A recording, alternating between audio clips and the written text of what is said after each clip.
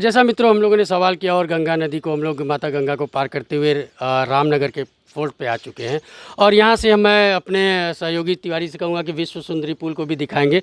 अब हम अपने जो बाहर से आए हुए मेहमान हैं उनसे हम बात करेंगे पॉलिटिक पर, जैसा कि हमने अपने को बताया था कि ये पॉलिटिकल डिस्कस चल रहा है।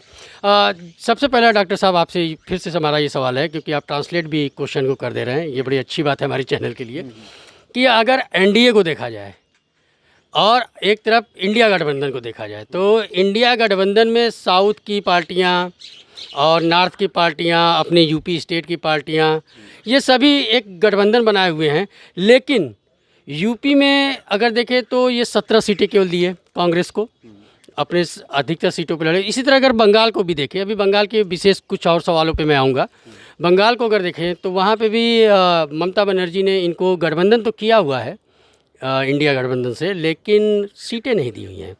तो आपको लगता है कि ये कहीं ना कहीं जनता के बीच में अपनी इंडिया गठबंधन पैठ कहीं ना कहीं बना पा रहा है, जिससे कि ये लगे कि ये वाकई में टक्कर में है, जैसे कि आपने अभी बताया कि 400 इजी मोड में, ऑटो मोड में पार हो जाएंगे, उस पर ये सवाल है। आप ही पकड़े तो देखिए, जब हम गठबंधन की बात कर रहे हैं, सबसे पहले इन लोगों के पास जो भी पार्टियां हैं अगेंस्ट एनडीए जो भी खड़ी हुई हैं, किसी के पास भी कोई भी जो पार्टी है वो पूर्ण सीट पे नहीं लड़ रही है। ठीक है, सबसे पहली चीज़ तो ये उनके पास मैक्सिमम 150-170 सीट्स तक शायद कांग्रेस पहुंची है, और ये सभी लोग मिला करके जो है, और इनके अंदर जो है वो एकजुटता नहीं है। अभी जो भी कॉम्बिनेशन इनका दिख रहा है, इनकी सबसे अधिक फाइट जो है कि हु इज़ पीएम। ठीक है, पीएम का जो फेस है, हर एक आदमी जो है इस इंडिया गठबंधन के अंदर फाइट कर रहा है कि I am PM, but no one is decided till yet. तो पब्लिक के पास कोई फेस नहीं है। ठीक है, जहाँ तक हम एनडीए की बात करते हैं तो NDA is very crystal clear that face is आदरणीय मोदी जी, और वो फेस, वो फिगर जो है आज इंटरनेशनल फिगर है, ना ही भारत के लिए, पूरे विश्व के लिए वो फिगर है। और भारत के प्रधानमंत्री की सक्षमता जो हम देखते हैं वो उसमें वो परिपूर्ण है। उसको हम किसी भी तरीके से आज के परिवेश में उसको कहीं से भी कम नहीं आंक सकते हैं। जिस तरह से उन्होंने एक विश्व पटल पे भारत का नाम रोशन किया है, तो ये बहुत बहुत बड़ी चीज़ है। इसके कंपैरिजन में कोई भी पार्टी जो है इंडिया गठबंधन से नहीं दिखती है। प्लीज़ हाँ, इनको तो हिंदी में बताइए नेताजी। सवाल क्या मैं फिर से रिपीट कर दूं? कोई बात नहीं है। एनडीए गठबंधन बहुत पावरफुल है। इंडी गठबंधन सब स्कैम क्या है ना, सब पॉलिटिकल लीडर्स सब ये ममता बनर्जी और लल्लू प्रसाद यादव और मुका स्टालिन जी, सब कांग्रेस वालों। तो साउथ की पार्टियों का नाम बता दें जो इंडिया गठबंधन से। डीएमके मुका स्टालिन है ना, MK Stalin CM, Tamil Nadu CM भी बहुत स्कैम किया है। ये फैमिली स्कैम कर रहा है, अभी तक कर रहा है। ये अभी तक न्यूज़ चैनल में बताता हूँ मैं जी। प्लीज़ सर वेट कर लेते Yeah. See this India alliance, there is no head for that. There is no head actually. Who is the Prime Minister candidate of India alliance? Nobody knows. Even the alliance people doesn't know that. But whereas NDA has got a very strong face, people's representative, Modi ji, and there is no equal competitor for him in any of the other parties. So I would strongly say that India alliance has no head, and surely they are going to fall less than 100 actually. Yeah. See, the India alliance is what you call headless chicken. They jump from here and there. In fact, there is nobody can be considered as a prime ministerial candidate there.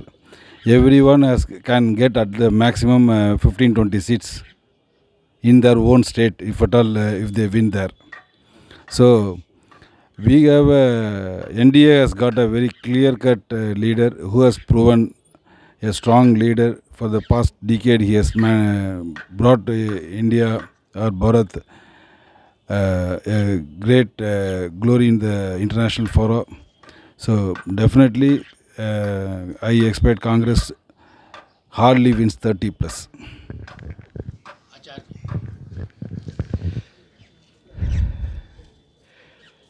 इंडी गठबंधन ये अपने आप में बड़ा विचित्र ही एक गठबंधन बना हुआ है। गठ शब्द को थोड़ा सा अगर उलट दिया जाए तो ठग हो जाता है। तो एक्चुअली ये गठबंधन कम ठगबंधन ज़्यादा है। एक बैलगाड़ी है, most of them are either on bail और they are waiting to go to jail. तो ये तो बात है कि पूरी तरह से ये करप्शन में जो लोग डूबे हुए हैं उन्होंने अपने करप्शन को अपना मूल अधिकार समझ रखा है और उस करप्शन के मूल अधिकार को डिफेंड करने के लिए इन लोगों ने जो है इंडी गठबंधन बनाया है। तो ये एक्चुअली इंडी भी नहीं है, I.N.D.I. इस तरह से करके है। तो all dots are there, it's a dotted गठबंधन। और ये लोग क्या कर पाएंगे जहाँ पे कोई कंसेंसस लीडर नहीं है कि हाँ ये हमारा कंसेंसस लीडर है, कोई कॉमन मिनिमम प्रोग्राम नहीं है कि इस प्रोग्राम को लेके हम यूनाइट हुए हैं, और कोई विजन नहीं है फ्यूचर के प्रति, इंडिया के प्रति, भारतवर्ष के प्रति। यहाँ की जड़ों से ही एक तरह से ये लोग इस तरह से कट गए हैं। पता नहीं क्या हो गया इधर हाल के दिनों में कि एक अपना वोट बैंक क्रिएट करने के चक्कर में ये लोग भारतीयता को भूल गए, भारत माता के हित को भूल गए, उसके साथ कंप्रोमाइज़ करने लगे। तो ऐसी स्थिति में देश की जनता अब वो नहीं है जो आज के 50 साल पहले हुआ करती थी। आज अवेयरनेस का लेवल इतना हाई है और सोशल मीडिया की कृपा से लोगों तक फ्लो ऑफ इंफॉर्मेशन इतना सीमलेस हो गया है कि कहीं भी कुछ हो रहा है तो वो जनता जान जा रही है। तो आज की तारीख में ये लाख कर लें, लेकिन जनता के सामने सच्चाई बिल्कुल से नंगी आंख से देखने के लिए उजागर है। तो ऐसी स्थिति में इंडी गठबंधन कुछ कर पाएगा, मुझे तो ऐसा नहीं लगता। और बल्कि मैं तो यहाँ तक कहूँगा कि इंडी गठबंधन के जो बड़े बड़े नेता हैं वो खुद बीजेपी के स्टार प्रचारक की हैसियत में काम कर दे रहे हैं। कुछ ऐसा स्टेटमेंट दे जाते हैं, जैसे अभी एक बात आई कि हम अगर पावर में आए तो क्या करेंगे कि घर घर का एक्सरे करेंगे और एक्सरे करने के बाद वो उनकी प्रॉपर्टी को जो है वो देखेंगे और उसमें एक वो भी आया कि वेल्थ टैक्स लगाएंगे, इनहेरिटेंस टैक्स लगाएंगे और 55% उसका जो है वो गवर्नमेंट ले लेगी और उसके बाद इसको बांट देगी। किस में बांटोगे भाई? तो पता लगा कि जो लोग घुसपैठिए हैं और जो गलत तरीके से यहाँ पे आ गए हैं, नाना प्रकार के अपराध कर रहे हैं और नेशनल सिक्योरिटी को थ्रेट वो पोज कर रहे हैं, तो ऐसे सारे लोगों को, तो जनता इन सारी चीज़ों को अब जान चुकी है। अब जनता को बेवकूफ़ बनाना संभव नहीं है। और ऐसी स्थिति में मुझे तो लगता है कि इंडी गठबंधन का कोई मतलब नहीं है। ये सारे लोग एक हुए हैं तो इसलिए कि बीजेपी को 400 के पार ले जाना है, इसके अलावा और कुछ नहीं। अगर मैं कहूँ तो जैसे सर ने बताया, सारे सर लोगों ने बताया व्यूवर्स की उनके पास विकल्प नहीं है कि किसको वो चुने। लेकिन अगर दूसरी तरफ देखा जाए तो विकल्प बहुत है वहाँ पे प्रधानमंत्री बनने का, इंडिया गठबंधन के प्रधानमंत्री बनने का, क्योंकि सभी लोग लाइन में लगे हुए हैं तो विकल्प बहुत ज़्यादा है। हाँ, अगर देखा जाए तो एनडीए के पास एक ही विकल्प है, मोदी जी। इसको दूसरी तरफ से भी देखा जा सकता है, एक पास बहुत विकल्प है और एक के पास कोई विकल्प नहीं है। चलिए इस पर थोड़ा सा हम लोग राहुल गांधी पे विशेष पे और बात कर लेते हैं। राहुल गांधी ने डॉक्टर साहब न्याय यात्रा निकाली। अब मैं ये जानना चाहता हूँ आपसे, सवाल मेरे कम रहेंगे, उसके आंसर मैं ज़्यादा सुनना चाहूँगा। राहुल गांधी ने न्याय यात्रा निकाली तो वो न्याय किससे चाहते थे? दूसरी बात कि क्या, और दूसरा सवाल हमारे से जुड़ जाता है कि क्या उस न्याय यात्रा से कहीं न कहीं उनको लगता है कि भारत की जनता उनसे जुड़ी, जैसे उनकी इंदिरा गांधी अपनी दादी को देखते थे उस हिसाब से उन्होंने काम किया था। तो क्या आपको लगता है डॉक्टर साहब कि वो न्याय यात्रा से उनको वोट में कुछ प्रतिशत की बढ़ोतरी होगी? देखिए, सबसे पहले तो हम राहुल गांधी या गांधी फैमिली की बात करें, जिन्होंने सिर्फ देश को इनकैश किया अभी तक। जो डेवलपमेंट हम भारत में 10 साल में देख रहे हैं, ये शायद ये डेवलपमेंट बहुत पहले भारत में हो जाती अगर इन लोगों ने ध्यान दिया होता। हम ऐसा तो नहीं कहेंगे भारत डेवलप नहीं किया, बहुत डेवलप किया है, लेकिन जिस पेस पे डेवलप करना चाहिए था वो चीज़ें कभी नहीं देखने को मिली। जिस चीज़ को हम 10 सालों में बहुत आसानी से कर दिए उसको ये 60 साल में भी नहीं कर पाए। ये एक सबसे बड़ा पार्ट है इसका। दूसरी चीज़, अगर हम राहुल गांधी के बारे में बात करें तो इनको पीढ़ी का नाम जो है गांधी का, सिर्फ ये एक इनके साथ टैग ऐड हो गया, लेकिन जो संस्कार, जो भारतीयता जो आनी चाहिए थी वो इनके अंदर ज़रा से भी नहीं आ पाई। और जैसा कि मैंने पहले इंटरव्यू में भी अपने कहा था कि इस समय राहुल गांधी को पॉलिटिक्स को छोड़ करके कुछ साल, 5-10 साल जो है पूरे भारत को ज़मीनी स्तर पे देखना चाहिए कि भारत एक्चुअली कितना महान देश है। हमारे संस्कार, हमारी परंपराओं, हमारे आर्किटेक्चर वो एक विश्व धरोहर हैं। एंशिएंट हिस्ट्री जिसके बारे में हम बात करते हैं, पूर्व ऐतिहासिक इतिहास है हमारा, विश्व का सबसे पुराना इतिहास है। तो इन चीज़ों को अगर हम नहीं जानेंगे, नहीं पढ़ेंगे, और ये राहुल गांधी की सबसे बड़ी कमी है क्योंकि वो क्या बोल जाते हैं, क्या उनको बोलना चाहिए, उसका कोई भी सेंस नहीं है, किसी तरह से लेन देन ही नहीं होता है कि हम अपनी प्रजा या जिसके बारे में, भारत की पब्लिक के बारे में हम क्या बात कर रहे हैं वो कहीं दूर दूर तक उनके वर्ड्स में नहीं दिखता है। जी, न्याय यात्रा पे आपने कुछ सवाल का जवाब नहीं दिया, क्यों आप कट रहे हैं न्याय यात्रा? नहीं, न्याय यात्रा की जो बात कर रहे हैं, न्याय आखिर सवाल मणिपुर पे है। हाँ, एग्जैक्टली मैं जवाब देता हूँ आपको। न्याय यात्रा की जो बात कर रहे हैं, न्याय किसके प्रति न्याय है? सबसे पहले तो भारतीयों के प्रति न्याय है या घुसपैठियों के प्रति न्याय है? ये इस चीज़ को जानना बहुत ज़रूरी है कि भारत के जो लोग हैं, 80% यहाँ पे मिडिल क्लास फैमिली रहती है, ठीक है, जो एक कड़ी मेहनत करके अपनी प्रॉपर्टीज़ को डेवलप करती है, और उसको वो कह रहे हैं कि 55% का जो है इस पर एक टैक्स लगाएंगे और वो बाकियों में बांट दिया जाएगा। बाकी किन लोगों में बांटेंगे? वो बाकी जो हमारे देश में अभी बिलो पॉवर्टी लाइन के लोग हैं उनमें बांटेंगे, या जो घुसपैठिए हैं इनमें बांटेंगे? तो सबसे पहले न्याय यात्रा तो यहीं पे उनका ये जो क्वेश्चन है सबसे बुरा है इस देश के लिए। किस चीज़ की न्याय मांग रहे हैं वो आज तक क्लियर नहीं कर पाए किसी के भी सामने। कोई भी आपके चैनल को बहुत शुक्रिया कहेंगे कि आप लोगों ने इस बात को उठाया है, और ये सभी के सामने आना चाहिए कि न्याय आखिर उनको किसके प्रति चाहिए, ये जानना बहुत ज़रूरी है। और ये राहुल गांधी से पूछा जाना चाहिए कि न्याय आखिर वो किसके प्रति, ये जो टैक्स लगा करके 55% लेना चाह रहे हैं, ये किसको बांटना चाहते हैं, ये स्टिल अभी तक क्लियर नहीं है पब्लिक को। इनडायरेक्टली हर एक लोग जानते हैं कि वो किसको न्याय दिलाना चाह रहे हैं। Got it. See, this Rahul Gandhi's Nyaya Yatra is a political drama which has a start and an end. And the script was written earlier, but still this fellow did not acted on the script, onto the script. So it is totally a political drama. It has no sense at all. And they never reach out to the people throughout the way. Simply they performed a show. Whereas in Tamil Nadu, there was a rally done by our political superstar Annamalai IPS. That is En Makkal, Enman En Makkal. See, he reached out to the people wherever he went. He reached out to the people and won the hearts of the people. And people also simultaneously reciprocated. So that is a real touching yatra. Whereas this is totally a humbug which Rahul did. See this, I am a proud Indian. Lotus is the national flower and I am proud about it. And I am much proud about having PM as Modi ji as my Prime Minister. See, he was our Prime Minister. He is our Prime Minister and he will be our Prime Minister. Thank you. Okay.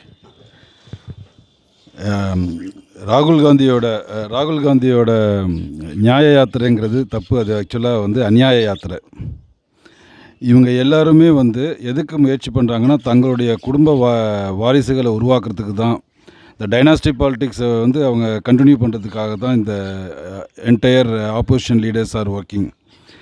டெஃபினட்டாக மக்கள் இந்த social மீடியாவோட க்ரோத்னால மக்கள் அனைவரும் அதை உணர்ந்துட்டாங்க.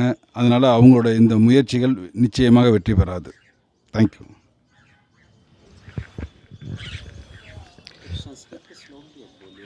नहीं, issue दूसरा है ना, इशू इस तरह का है। हाँ, राहुल गांधी की न्याय यात्रा अपने आप में पूरी तरह से कंफ्यूज्ड कैंपेन है, जिसमें he himself is not sure कि वो किस लिए कर रहे हैं, उनका टारगेट क्या है, उनका टारगेट ग्रुप क्या है।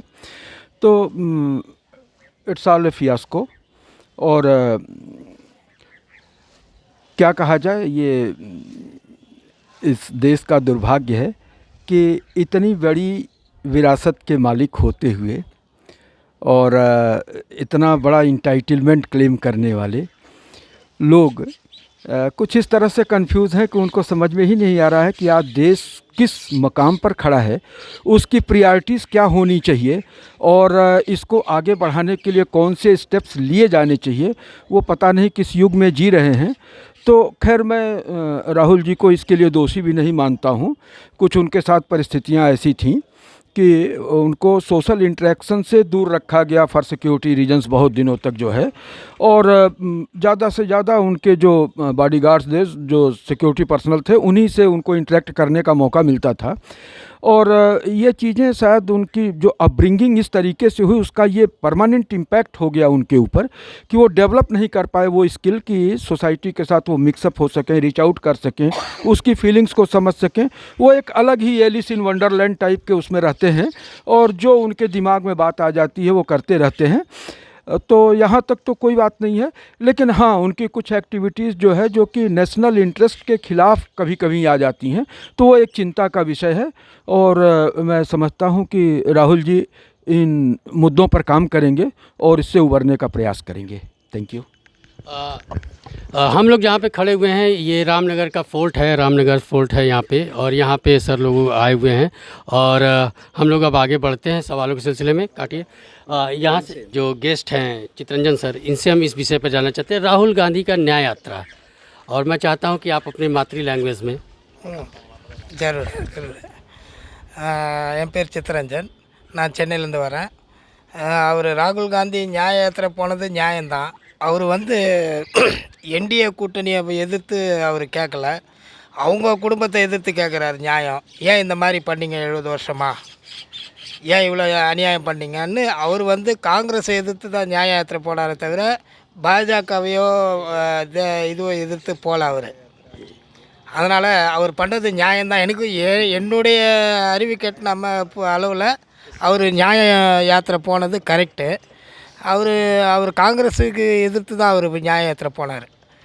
அதே மாதிரி செக்குலரிசம்ன்றது என்ன சொல்கிறதுனா மத சார்பற்ற காங்கிரஸ்ன்னுவாங்க. ஆனால் அவங்க வந்து முஸ்லீம்ஸு மைனாரிட்டி வச்சு தான் அவங்க ஆட்சியே பண்ணுறாங்க, காங்கிரஸ் இதுவே நடத்துகிறாங்க, கட்சியே நடத்துகிறாங்க.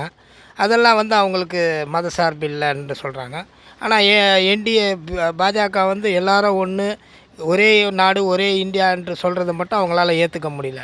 அது இந்துத்துவான்றாங்க. அது அவங்க தான் சொல்லணும் பதில். தேங்க்யூ ஆசிஜி. தேங்க்யூ.